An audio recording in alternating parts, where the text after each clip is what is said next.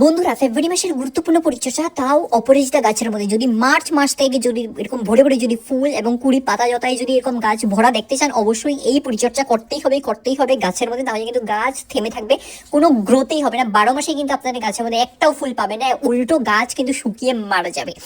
আজকের এই ভিডিওর মধ্যে আমি আপনাদের সঙ্গে A to Z information share করবো, যেগুলো অপরাজিতা গাছের খুবই প্রয়োজন এই সময়ের মধ্যে। কারণ গাছগুলো শীতের মধ্যে ডরমেন্সিতে ছিল, তো গাছ কিন্তু ঘুম থেকে কিন্তু সজাগ হয়ে গেছে অলরেডি।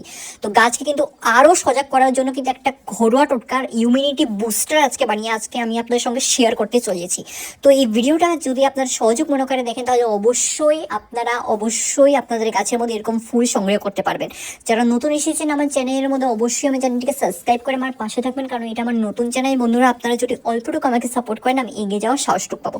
আর ভিডিওখানে একদম স্কিপ করবে না, স্কিপ করলে এরকম গুরুত্বপূর্ণ অনেক জিনিস রয়েছে, মিস আউট করে যাবেন। চলুন তাহলে বন্ধুরা, সময় নষ্ট না করে ভিডিওখানে শুরু করা যাক। Welcome to Mickey Minnie's Garden! Yay! নমস্কার বন্ধুরা, কেমন আছেন সবাই? মিকি মিনিস গার্ডেন্সের মধ্যে আপনাদের সকলকে স্বাগত জানাচ্ছি। বন্ধুরা, আজকের এই ভিডিওর বিষয়বস্তু হলো অপরাজিতা গাছের খুবই গুরুত্বপূর্ণ পরিচর্যা হতে চলেছে। কারণ মার্চ থেকে যদি ভরে ভরে ফুল সংগ্রহ করতে চান, তাহলে এই ভিডিওটা সহযোগ মনে করে দেখতে হবে, স্কিপ না করে। এখানে দেখতেই পাচ্ছেন আমার গাছের মধ্যে অলরেডি নতুন নতুন ডাল শাখা বের হচ্ছে, উপর দিকে চড়ছেও। খুব খুশি আছে আমার গাছগুলো, এবং ছোট ছোট কিন্তু কুড়িও অলরেডি এসে গেছে, ছোট ছোট কিন্তু ফুলও ফুটছে। বন্ধুরা, গাছগুলো কিন্তু শীতের মধ্যে ডরমেন্সিতে ছিল, প্রায় 3-4 মাস তো ডরমেন্সিতে ছিল। এখন কিন্তু মার্চ মাস আসার আগে খুবই গুরুত্বপূর্ণ কাজ করতে হবে, যাতে গাছের মধ্যে আমরা শুধু ফুল দেখি, পাতা যেন হারিয়ে যায় গাছের মধ্যে। তো কিছু এরকম টিপস অ্যান্ড ট্রিক্স এখন আমি আপনাদের সঙ্গে শেয়ার করব, খুবই গুরুত্বপূর্ণ এগুলো। সবচেয়ে গুরুত্বপূর্ণ টিপস হলো পাতার মধ্যে অল্প ফোকাস রাখবেন। গাছ কিন্তু পাতা থেকে কিন্তু খাবার গ্রহণ করে।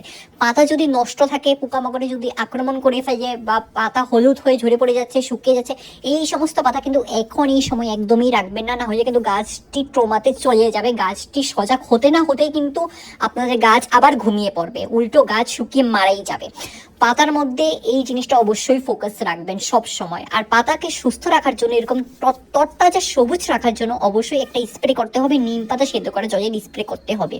আর পাতার মধ্যে কিন্তু বিভিন্ন স্পট এই সময় দেখা যাবে, এগুলো ন্যাচারালি, এগুলো কিন্তু নিয়ে এত একটা টেনশন করবে না। কারণ অনেকে এই জিনিসটা নিয়ে খুব জিজ্ঞাসা করছিলেন আমার কাছে, যে পাতার মধ্যে এরকম কেন হচ্ছে। বন্ধুরা দেখেন, ওয়েদার চেঞ্জ হয়েছে, গাছের গ্রোথ ফিরে এসেছে, ডরমেন্সির মধ্যে কিন্তু প্রচুর অ্যাটাক হয়েছে পাতার মধ্যে, তার জন্য কিন্তু পাতাগুলো এরকম রয়েছে এখনো। বাট এই সমস্ত পাতা, যে সমস্ত পাতা পুরান হয়ে গেছে, অনেক দিন অবধি গাছের মধ্যে আছে, গাছের মধ্যে রাখবেন না, একদম ঝেঁটে ফেলে দেবেন। তারপরে দেখবেন আপনারা এরকম ছোট ছোট নতুন নতুন পাতা অবশ্যই বেরোবে, ডাল বের হবে। আর পিঞ্চিংটা কিন্তু খুবই গুরুত্বপূর্ণ। যত আপনারা এই সময়ের মধ্যে পিঞ্চিং করবেন, ততই কিন্তু সেই একটা ডাল থেকে চারোদিকে নানা রকমের কিন্তু ডাল বেরোবে। যত ডাল বেরোবে, ততই কিন্তু গাছের মধ্যে ফুলের মাত্রা বাড়বে। আর অবশ্যই গাছ কিন্তু শাওয়ারিং করতে খুব ভালোবাসে। সকাল সকাল আপনারা ঠান্ডা জলের স্প্রে অবশ্যই গাছের মধ্যে করবেন। শাওয়ারিং করার মাধ্যমে কিন্তু গাছের থেকে নতুন নতুন ডাল শাখা প্রশা বের হয়, আর পোকামাকড়ের আক্রমণও কিন্তু অনেকটাই দমন হয়ে যায়, কম হয়। আর এখানে দেখেন, পাতার মধ্যে কিন্তু আরেকটা জিনিস করতে হবে, সেটি হলো অ্যালোভেরার জলের স্প্রে অবশ্যই আপনারা করবেন। অ্যালোভেরার জলের স্প্রে আপনারা সপ্তাহের মধ্যে 2 দিন করে করবেন। তার পরবর্তীতে পাতা টকটকে সবুজ হয়ে থাকবে, পাতার মধ্যে হলুদ ভাবটা আসবে না। আর অবশ্যই লক্ষ্য রাখবেন গাছগুলো যেন রৌদ্রুর মধ্যে থাকে। এখন কিন্তু অপরাজিতা গাছের গ্রোয়িং টাইম, অবশ্যই গাছগুলোকে মিনিমাম 6 থেকে 5-6 ঘন্টা রোদের মধ্যে রাখবেন। যদি সেমিশেড এরিয়াতে আছে, অবশ্যই গাছগুলোকে রোদের মধ্যে শিফটিং করে দেবেন। আর গাছগুলো যেন টাবের মধ্যে, গ্রো ব্যাগের মধ্যে যদি থাকে আপনাদের কাছে, তো ড্রেনেজ সিস্টেমটা কিন্তু অবশ্যই ভালো রাখবেন, না হলে কিন্তু মাটির মধ্যে যদি বেশি পরিমাণ মতন ময়েশ্চার থাকে, তাহলে কিন্তু শেকড়গুলো এখনই সময়ে পচে নষ্ট হয়ে যাবে, তার পরবর্তীতে কিন্তু গাছগুলো নষ্ট হয়ে যাবে। আর অবশ্যই বন্ধুরা, মাটির মধ্যে একটা মিক্স আপ করবেন। মাটির মধ্যে সবসময় আপনারা গোবরের খোসা মিক্স আপ করবেন, অথবা ভার্মি কম্পোস্টার মিক্স আপ করে প্রতিস্থাপন করবেন যে কোনো গাছে। এখন কিন্তু খুব সহজেই কিন্তু অপরাজিতা গাছ নার্সারিতে পেয়ে যাবেন, বীজ থেকে কিন্তু খুব সহজেই কিন্তু চারা তৈরি হয়ে যায়। এখানে দেখতেই পাচ্ছেন আমি এখন নিম পাতা সেদ্ধ করা জলের স্প্রে করছি। সেইটা আমি প্রায় সপ্তাহে 2-3 দিন করে করি। তো আজকে সেটাই করছি। এখন ভোর সকাল সকাল করেই আমি স্প্রেখানা করি, যাতে সারাদিন রোদে যেন পাতার মধ্যে এই সমস্ত জল শুকিয়ে অ্যাবজর্ব হয়ে যায়, আর যেই সমস্ত ছোট ছোট পোকামাকড় থেকে থাকে পাতার ডালের মধ্যে এই সমস্ত যেন মারা যায়। তো অবশ্যই এরকম স্প্রে করবেন, এটা খুবই গুরুত্বপূর্ণ। আপনারা যেরকম আজকে নিম পাতা সিদ্ধ করে জলের স্প্রে করেছেন, কালকে অ্যালোভেরা জলের স্প্রে করবেন, মাঝখানে একদিন গ্যাপ রাখবেন, তারপরে আবার নিম পাতা সিদ্ধ করে জলের স্প্রে করবেন। বাট অ্যালোভেরার স্প্রে অবশ্যই আপনার সপ্তাহের মধ্যে একদিন করে করবেন, অতিমাত্রায় 2-3 দিন করে করবেন না, নাহলে কিন্তু আপনাদের গাছ ডাল বের হবে না। গাছের মধ্যে বুস্টিং এবং অ্যাক্টিভ করার জন্য কিন্তু অ্যালোভেরা খুবই মারাত্মক কাজ করে থাকে। তো অ্যাক্টিভ করার কিন্তু আর একটা মেথড, এই যে দেখেন ফুল যদি শুকিয়ে যদি গাছের মধ্যে এরকম থেকে থাকে তাহলে কিন্তু একদম রাখবেন না, কারণ এই সময় গাছের অ্যাক্টিভে ফোকাস রাখাটা দরকার। গাছ থেকে বীজ একদমই মানে নেবেন না, এই সমস্ত ফুলগুলোকে গাছ থেকে পেরে নেবেন। এবং এখন এই সিজনে কিন্তু বীজ থেকেও কিন্তু খুব সহজেই চারা তৈরি করা যায়। আর এই সমস্ত গাছ যেহেতু দেখছেন এগুলো কিন্তু সমস্ত বীজ থেকেই তৈরি করা। আমি গেছে বছর তৈরি করেছিলাম মার্চ মাসের মধ্যে, কিন্তু খুব সুন্দর গ্রোথ হয়েছিল। তো মার্চ থেকে কিন্তু এই সমস্ত মানে পলি ব্যাগেই রয়েছে, আমি কিন্তু এখনো শিফটিং করিনি। বাট এক সময়ে কিন্তু আমি আজ ফেব্রুয়ারির শেষের দিকে কিন্তু আমি এই সমস্তগুলোকে একটা বড় গ্রো ব্যাগের মধ্যে শিফটিং করে দেবো। আমি কিন্তু রুটসগুলোকে কাটবো না। বাট আপনাদের গাছ যদি ছোট টাবের মধ্যে থাকে, যদি আপনাদের কাছে বড় টাব নেই, অবশ্যই রুটসগুলোকে প্রুনিং করে দেবেন, যাতে গাছগুলো আরও ডেভেলপ হতে পারে। যদি বড় টাব আছে আপনাদের কাছে, বড় গ্রো ব্যাগ আছে, তাহলে রুটসগুলো কাটার কোনো প্রয়োজনই, আপনারা ডাইরেক্ট শিফটিং করতে পারবেন। আর অপরাজিতা গাছের রুটসগুলো কিন্তু খুব সহজে কিন্তু ডেভেলপ হয়ে যায়, এবং এখন কিন্তু অ্যাক্টিভ সিজন, এখন কিন্তু দ্রুতভাবে কিন্তু শেকড় ডেভেলপ হবে, বৃদ্ধি পাবে। বন্ধুরা দেখেন আমি পিঞ্চিং করছি, পিঞ্চিং করার কিন্তু সঠিক প্রসেসটা জানতে হবে, না হলে কিন্তু গাছ থেকে ডালপালা বের হবে না। এই যে দেখেন ছোট যে পাতা, বড় পাতা রয়েছে নিচে 5 পাতা, আর তার উপরে কিন্তু আরও ছোট ছোট পাতা 5টি পাতা হয়েছে, এখনো কিন্তু বড় হয়নি।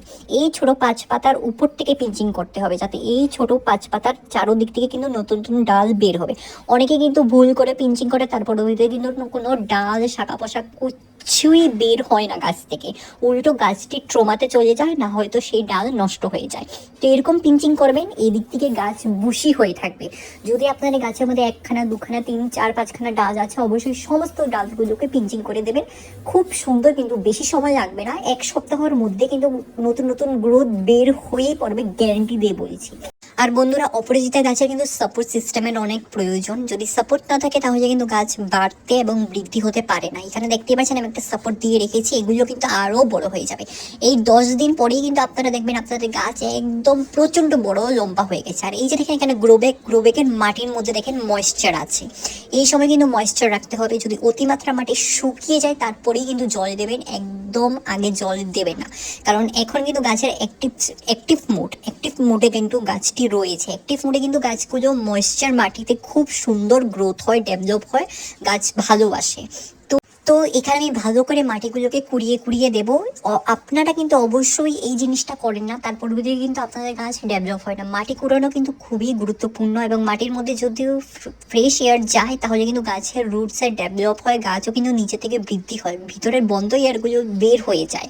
এটা অবশ্যই করবেন। আপনার সপ্তাহের মধ্যে বেশি দিন করা তো একদম প্রয়োজন নয়, জাস্ট 2টো দিন জাস্ট করে দেখবেন, খুব সুন্দর রেজাল্ট পাবেন। আর এখানে দেখেন আমি পিঞ্চিং করে দিচ্ছি, যে সমস্ত ফুল পাতা যথা এই সমস্তগুলোকে ছাঁটাই করে দিচ্ছি। আর এখন কিন্তু একটা মেইন সিজন, এই সিজনে অবশ্যই আপনারা গাছের মধ্যে হার্ড প্রুনিং করে নেবেন। যদি আপনাদের গাছ অনেক দিন হয়ে গেছে, ধরে নিন 2-3 বছর নাগাদ হয়ে গেছে, আর এখানে দেখেন এই হলো সেই জিনিসটি, এই হলো সেই প্রিয় খাবার, যাতে গাছের ডেভেলপমেন্ট আরও ডাবল হয়ে যায় এবং গাছ যেন আরও ফ্রেশ মুডে চলে আসে। আর 7 দিনের মধ্যে কিন্তু অবশ্যই ফুল এবং কুড়ি নতুন ডাল শাখা পোশাক দেখবেন, যদি এই জিনিসটা একবার মাটির মধ্যে ভালো করে পুঁতে দেন।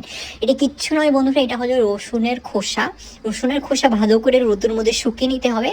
তার পরবর্তী কিন্তু গাছের মধ্যে পটাশিয়াম, ফসফরাস, সালফার সমস্ত জিনিস যা সমস্ত প্রয়োজন গাছ পেয়ে যায়, তো খুব সুন্দরভাবে ডেভেলপ হবে। আর এরকম নতুন নতুন ডাল শাখা পোশা অবশ্যই বের হবেই হবে, গ্যারান্টি দিয়ে বলছি। এই কাজটি অবশ্যই করে নিন এই সিজনের মধ্যে। এটি কিন্তু গাছের খাওয়ার নয়, এটি কিন্তু গাছের ইমিউনিটি এবং ডেভেলপ করার বুস্টার, যেটি আজকে আমি শেয়ার করেছি।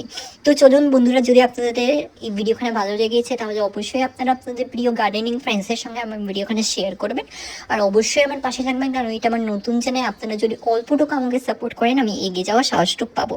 তো পরবর্তী একটা নতুন ভিডিও নিয়ে আবার নতুন এরকম টিপস অ্যান্ড ট্রিক্স নিয়ে খুব শিগগিরই আসবো। ভালো থাকবেন, সুস্থ থাকবেন, ধন্যবাদ।